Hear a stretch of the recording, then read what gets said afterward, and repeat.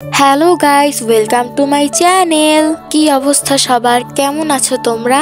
আমি আলহামদুলিল্লাহ ভালোই আছি। আজকের এই ব্লগটা শুরু করলাম সন্ধ্যা থেকে।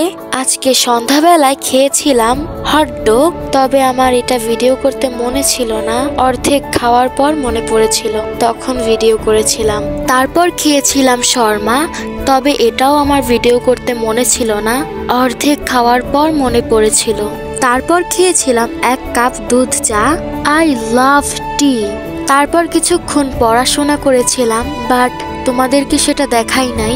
তারপর আমি একটু বের হয়েছিলাম আমার ফ্রেন্ডের সাথে ব্যাডমিন্টন খেলতে। শীতকাল পড়ার পর থেকে আমরা মাঝে মাঝেই ব্যাডমিন্টন খেলতে বের হই।